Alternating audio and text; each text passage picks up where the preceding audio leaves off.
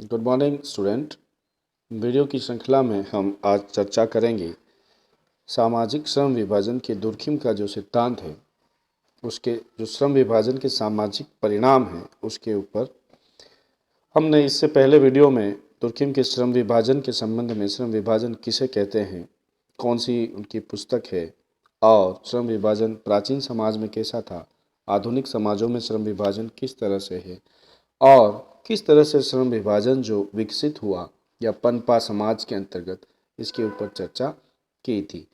इस वीडियो में हम श्रम विभाजन के सामाजिक परिणाम के बारे में चर्चा करेंगे, अर्थात जो श्रम विभाजन है उसके क्या परिणाम हुए या क्या प्रभाव आए समाज में, इसके ऊपर हम चर्चा करेंगे। यह जो बीए पार्ट थर्ड ईयर है आपका, उसके सिलेबस के पेपर फर्स्ट का पोर्शन है। अब दुर्खिम ने जो श्रम विभाजन का सिद्धांत दिया उसमें श्रम विभाजन के सामाजिक परिणाम की विस्तार से व्याख्या की है। उनकी जो पुस्तक है सोशल डिवीजन ऑफ लेबर, उसमें उन्होंने जो प्रभाव है श्रम विभाजन के उसके ऊपर चर्चा की है। पहला कहते हैं दुर्खिम कि सावयवी एकता या संगठन पनपा। दुर्खिम कहते हैं कि श्रम विभाजन के परिणाम स्वरूप ही समाज में जो यांत्रिक एकता थी वो बदलकर सावयवी एकता का रूप ले लिया, क्योंकि विभिन्न जो सामाजिक कार्य हैं वो समाज की विभिन्न इकाइयाँ करती और उससे क्या होता कि उनमें सामाजिक आवश्यकताओं के आधार पर अंतर संबंध बनने और अंतर निर्भरता बनी। इस वजह से जो सावयवी जो एकता है वह पनपी और लोग विशेष कार्य करने लगे, लेकिन एक दूसरे के ऊपर निर्भरता उनकी समाप्त नहीं हुई। दूसरा कहते हैं दुर्खिम की श्रम विभाजन जो है उसकी वजह से श्रम का विशेषीकरण हुआ। श्रम विभाजन में श्रम का विशेषीकरण क्यों हुआ? क्योंकि श्रम विभाजन के अंतर्गत प्रत्येक व्यक्ति जो है समाज का या प्रत्येक सदस्य एक विशेष प्रकार का कार्य करता है और एक ही प्रकार का कार्य निरंतर करने से उसके कार्य में उत्तरोत्तर क्या होता है, उसको ज्ञान की प्राप्ति होती है और वो क्या होता है, धीरे धीरे उस जो व्यवस्था है उसका विशेषज्ञ बन जाता है। हम देखते हैं आजकल हमारा जो आम जनजीवन है, जहाँ हम लोग आज इलेक्ट्रॉनिक मीडिया से जुड़े हुए हैं। अब हम जब मोबाइल हमारा ख़राब हो जाता है तो हम लोग किसके पास जाते हैं? मोबाइल रिपेयर वाले के पास जाते हैं। अगर घर में गैस खराब हो जाता है तो हम गैस वाले के पास जाते हैं।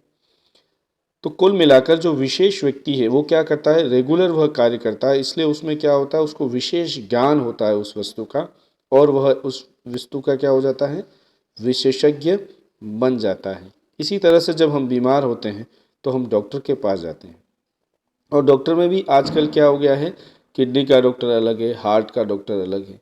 कुल मिलाकर यहाँ जो श्रम विभाजन की बात हमें समझनी है कि प्रत्येक व्यक्ति क्या हुआ, श्रम विभाजन की वजह से अलग अलग कार्य करने लगा और अलग अलग कार्य करने की वजह से वो निरंतर उस कार्य को करते करते उस कार्य का विशेषज्ञ हो गया। अगला बिंदु है व्यक्तिवादी भावनाओं को पनपाया। प्राचीन समाजों में क्या था, समूहवादी भावना थी। लोग क्या होते थे, सामूहिक इच्छा से बंधे रहते थे। लोग जनमत, परंपरा, धर्म और राजा के दबाव में आंख मूंद कर कार्य करते थे। लेकिन श्रम विभाजन होने से समाज में क्या हुआ, व्यक्तिवादी भावनाओं का उदय हुआ या व्यक्तिवादी भावनाएं पनपी। क्योंकि विशेषीकरण जो हुआ उसके फलस्वरूप क्या हुआ, व्यक्तियों में भिन्नताएं बढ़ती गई। व्यक्तियों के अलग अलग कार्य हो गए, उनके अनुभव हो गए और उसी के अनुरूप उनका व्यक्तित्व हो गया। लेकिन यह हमें यह समझना है कि व्यक्ति को अधिक से अधिक स्वार्थी तो बना दिया, लेकिन इसके विपरीत उससे क्या हुआ, दूसरे के ऊपर वो निर्भर भी रहा, क्योंकि एक व्यक्ति सिर्फ एक ही काम कर रहा है, इसलिए उसको दूसरों के लिए सोचने पर भी मजबूर कर दिया। तो श्रम विभाजन के कारण जो सामाजिक कल्याण है या सामाजिक कल्याण के जो कार्य है उनमें उसका योगदान बढ़ा, अर्थात सेवा कार्यों में उसका योगदान बढ़ा। अगला बिंदु है व्यक्तिगत स्वतंत्रता और व्यक्तिगत गुणों का महत्व बढ़ा। व्यक्ति आमतौर पर जब रेगुलर वही काम करता है तो वह कहीं ना कहीं उस चीज़ का विशेषज्ञ हो जाता है, उसको उस विशेषीकरण प्राप्त हो जाता है। तो वह क्या होता है, स्वतंत्र होकर कार्य करता है, किसी की इच्छा के अनुरूप उसको चलने की आवश्यकता नहीं होता है। और जैसे जैसे उसके ज्ञान की वृद्धि होती है उसके गुण जो है उसका भी महत्व बढ़ जाता है। जैसे हम लोग कभी किसी समस्या में फंस जाते हैं तो हम लोग क्या करते हैं, जैसे किसी भी बड़ी बीमारी में तो हम लोग विशेषज्ञ की सलाह के पास भी जाते हैं। इसी तरह से हम लोग जब कभी पढ़ने जाते हैं तो पढ़ाई में भी जो एक्सट्रीम या बेस्ट टीचर होगा उसके पास ही जाते हैं। तो कुल मिलाकर श्रम विभाजन ने क्या किया, व्यक्ति की जो स्वतंत्रता है उसको बढ़ाया और व्यक्तिगत गुणों के महत्व को बढ़ाया। अगला बिंदु है व्यावसायिक समूह का विकास। श्रम विभाजन हुआ तो समाज में अलग अलग तरह के स्वार्थ समूह विकसित हुए और व्यावसायिक समूह का विकास हुआ। इससे क्या हुआ, इससे सामाजिक विघटन नहीं हुआ। क्यों? क्योंकि लोग अनेक समूह में तो बट गए लेकिन उनमें अंतर संबंध और अंतर निर्भरता बनी रही। फॉर एग्जाम्पल, जैसे कोई भी एक निर्माता कंपनी है, वह कच्चे माल पर जो है वह अन्य लोगों के ऊपर निर्भर रहती है और वो रिफाइंड जो प्रोडक्ट मार्केट में निकालती है तब, और उसके बीच की जो कड़ी है वो अन्य के ऊपर उसको निर्भर रहना आवश्यक होता है। तो श्रम विभाजन तो हुआ लेकिन क्या हुआ, उससे अंतर संबंध और अंतर निर्भरता बनी रही। यही श्रम विभाजन की एक अच्छी बात है। अगला बिंदु है व्यावसायिक समूह के विकास के बाद कि श्रम विभाजन एक गतिशील अवधारणा है। एमाइल दुर्खिम का मानना है कि श्रम विभाजन जो है उसमें प्रगति के तत्व छुपे हुए हैं, क्योंकि श्रम विभाजन से क्या हुआ, विशेषीकरण होता है और विशेषीकरण होने से क्या होता है, नवीन आविष्कारों की संभावना बढ़ जाती है, जिससे क्या होता है, प्रगति का मार्ग प्रशस्त होता है। अब एक्सपर्ट जो होगा वही एक्सपेरिमेंट करेगा, आपको पता है, जिसको ज्ञान नहीं है उस फील्ड का वो एक्सपेरिमेंट नहीं कर सकता और वो एक्सपेरिमेंट नहीं करेगा तो नवीन आविष्कार नहीं होंगे। अर्थात जो श्रम विभाजन है वह एक गतिशील अवधारणा है, अर्थात स्थिर अवधारणा नहीं, उसमें गतिशीलता पाई जाती है, उसमें प्रगति के जो तत्व हैं वो छुपे हुए होते हैं।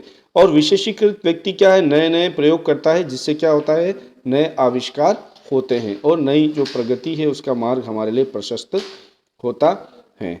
अगला जो बिंदु है निर्भरता और अंतर संबंधता की जो बात हम पहले भी वीडियो में करते आ रहे हैं। श्रम विभाजन में क्या हुआ, समाज के जो विभिन्न सदस्य हैं और वो जो समूह है वो एक दूसरे के ऊपर निर्भर हो गए और इसी जो पारस्परिक निर्भरता है उसकी वजह से व्यक्तिवाद की जो भावना है वह कड़वा रूप नहीं ले सकती, अर्थात हर व्यक्ति जो है उसकी आवश्यकताएं भिन्न भिन्न हैं और समस्त आवश्यकताओं की वह पूर्ति नहीं कर सकता है। अगर वह समस्त आवश्यकताओं की पूर्ति कर लेता तो श्रम विभाजन की स्थिति विकृत हो जाती और कहीं ना कहीं एक जो व्यक्तिवाद है वो हमारे समाज के लिए बहुत घातक हो जाता। लेकिन चूंकि श्रम विभाजन की वजह से पारस्परिक जो निर्भरता है वह बनी रही और उसकी वजह से जो है व्यक्ति में जो व्यक्तिवाद की जो भावना है वह कटु रूप में नहीं पनप सकी। श्रम विभाजन के कारण प्रत्येक व्यक्ति जो है वो उसके ऊपर एक नैतिक दबाव होता है कि वो अधिक से अधिक विशेषीकरण जो है उसके व्यक्तित्व का अधिकतम विकास करे और अपने जो नैतिक कर्तव्य है समाज के प्रति उसका पालन करे। तो कुल मिलाकर श्रम विभाजन जो है उसकी वजह से पारस्परिक निर्भरता और अंतर संबंध से व्यक्तिवाद की जो भावनाएं हैं वह बहुत ज़्यादा प्रबल नहीं हो पाई और वह एक सकारात्मक रूप में हमारे सामने आई। अब जो अगला बिंदु है पारस्परिक सहयोग और अंतर्निर्भरता।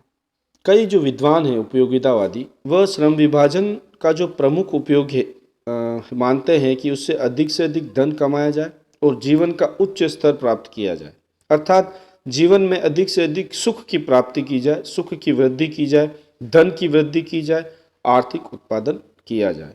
लेकिन एमाइल दुर्खिम जो है वह इस बात से सहमत नहीं है। वो कहते हैं कि श्रम विभाजन का एकमात्र उद्देश्य आर्थिक उत्पादन में वृद्धि और अधिक से अधिक सुख प्राप्त करने और धन की वृद्धि करने से नहीं है। इसी तरह से एक विद्वान हुए बांस, वो ये कहते हैं कि हमें ऐसा कोई प्रमाण नहीं मिलता है जो भौतिक प्रगति और सभ्यता के मानव के अधिक सुख में वृद्धि की हो। इसका उलट भी हो सकता है।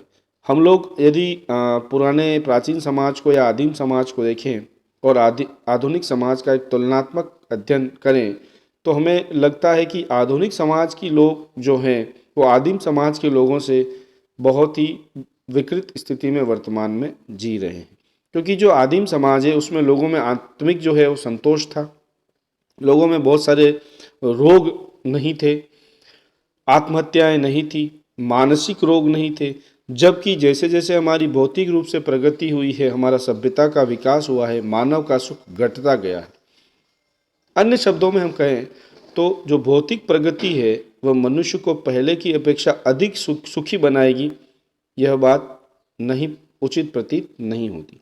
कुल मिलाकर दुर्खिम और बांस जो उपयोगितावादी विद्वान हैं उनको नकारते हैं और कहते हैं कि यह आवश्यक है कि श्रम विभाजन को हम भौतिक विलासिता की वृद्धि के साधन के रूप में उपयोग में लाएं खाली, और इस आधार पर व्यक्तियों के बीच जो पारस्परिक सहयोग और जो अंतर निर्भरता है उसे उत्पन्न करने और उसमें सामाजिक एकता को अधिक सुदृढ़ करने का प्रयत्न होना चाहिए। अर्थात वर्तमान जो पीढ़ी है वह अधिक से अधिक लाभ आने वाली जो जनरेशन है उसको दे पाए, तभी श्रम विभाजन की सार्थकता सिद्ध हो पाएगी। कुल मिलाकर उपयोगितावादी जो विचारक है उनकी बात को नकारते हैं वह कहते हैं कि सबसे इम्पोर्टेंट बात यह है कि व्यक्तियों के बीच पारस्परिक सहयोग, अंतर्निर्भरता उत्पन्न हो और सामाजिक एकता अधिक सुदृढ़ होगी, और जो वर्तमान पीढ़ी ही नहीं आने वाली पीढ़ी को भी अगर लाभ पहुंचेगा तब ही श्रम विभाजन हमारे लिए सार्थक है। तो हमने इस वीडियो में चर्चा की कि दुर्खिम के आधार पर या दुर्खिम ने जो वक्तव्य दिए कि सामाजिक जो श्रम विभाजन है उसके क्या परिणाम हुए हैं, इसके अंतर्गत ये दूसरा वीडियो था। और पहले वीडियो में हमने श्रम विभाजन के बारे में अर्थ और उसके बारे में डिटेल में चर्चा की है। दोनों वीडियो मिलाकर आपका दुर्खिम का श्रम विभाजन का सिद्धांत जो बीए पार्ट 3rd ईयर के अंतर्गत सिलेबस में है वह पूरा होता है। इसके अंदर जो बेसिक क्वेश्चन पूछे जाते हैं वो मैंने बता दिए। अब इसके अंतर्गत जो क्वेश्चन पूछे जा सकते हैं वो कि श्रम विभाजन, दुर्खिम ने श्रम विभाजन के जो सामाजिक परिणाम बताए हैं उसके बारे में चर्चा कीजिए। तो ये पूरा आपको डिटेल में चर्चा करनी है। इस वीडियो में हम इतना ही कवर करेंगे। धन्यवाद। जय हिंद, जय भारत।